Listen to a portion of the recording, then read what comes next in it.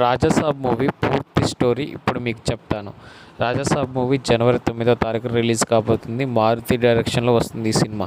ఈ cinema budget 300 కోట్లు. అయితే ఈ సినిమా అసలు ఎందుకు ఇంతలా జనాలకు ఆదరణ పొందుతుందో ఒకసారి క్లారిటీగా చూద్దాం. ఈ సినిమా స్టోరీ విషయానికి వస్తే, ప్రభాస్కి ఒక తాత ఉంటాడు, వాళ్ళ నాయనమ్మ ఉంటుంది. వాళ్ళ స్టోరీయే ఈ స్టోరీ.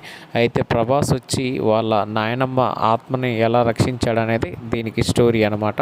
ఒక భవంతి ఉంటుంది. ఆ భవంతిలో ఒక రాజు పరిపాలిస్తాడనమాట. ఆ రాజు ఎవరో కాదు, ప్రభాస్ వాళ్ళ తాతయ్య. ఆ తాతయ్య నాయనమ్మ స్టోరీయే ఈ స్టోరీ. విషయానికి వస్తే, ఆ రాజు ఏంటంటే చాలామందికి హెల్ప్ చేసి కొన్ని కారణాల వలన ఆ రాజుని కొంతమంది రౌడీలు చంపేస్తారు.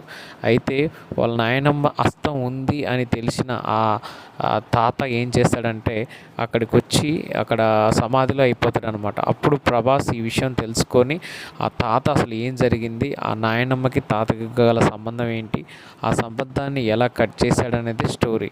ఆ భవంతిలో జరిగే స్టోరీ అయినా కూడా చాలా ఇంట్రెస్టింగ్గా కామెడీతో చూపిస్తున్నాడు మారుతి.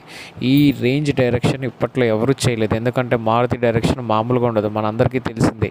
ఆయన బ్యాక్ సినిమాలు కూడా చూసుకున్నట్లయితే సూపర్గా ఎక్సలెంట్గా ఉంటాయి.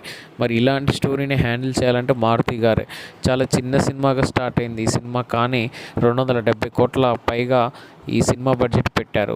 మొదట ఈ సినిమాని 125 కోట్లతో కంప్లీట్ చేద్దామనుకున్నారు, కానీ చాలా సీన్లు రీషూట్ చేయడం ద్వారా ప్రభాస్ ఏమంటారు టైమింగ్స్ క్రాషెస్ వచ్చి అతను మళ్ళీ తీసుకొచ్చి చేయటం వలన అన్ని విధాలుగా కూడా లాస్ అయిపోయి సినిమా నష్టాలు కూరుకుపోయే సమయంలో మళ్ళీ ఈ సినిమా రీషెడ్యూల్ చేసి ఒక కొలిక్కి తీసుకొచ్చారనమాట.